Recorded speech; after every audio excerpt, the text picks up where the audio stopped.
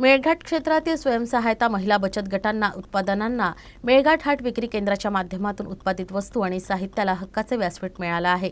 महिलांच्या सशक्तीकरणासाठी अशा अभिनव उपक्रमांना सर्व स्तरावरून प्रोत्साहन देण्याचं आवाहन पालकमंत्री चंद्रकांत पाटील यांनी केलं। मेळघाट हाटच्या लोकार्पण प्रसंगी ते बोलत होते।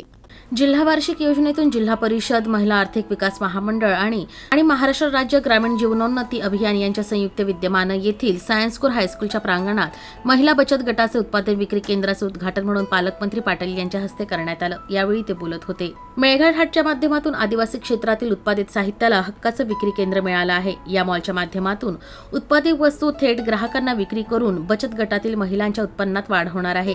या ठिकाणी ग्राहकांना वनौषधी, बांबूपासून बनवलेल्या कलाकुसरीच्या वस्तू, जंगली मेवा, मध यासारख्या वस्तूंची खरेदी करता येईल। आदिवासी महिलांच्या सर्वांगीण विकासासाठी महिला बचत गटांना प्रोत्साहन देऊन आदिवासी क्षेत्रात जास्तीत जास्त बचत गटांचं जाळं निर्माण करावं।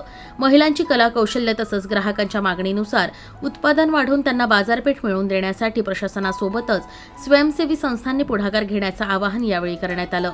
जिल्हा परिषद अमरावती, महिला आर्थिक विकास महामंडळ अमरावती यांनी एकत्र येऊन जिल्हा नियोजनमध्ये जो 3% निधी महिला बाल विकासासाठी असतो त्याच्यातून एक अप्रतिम म्हणजे सगळंच अप्रतिम आहे।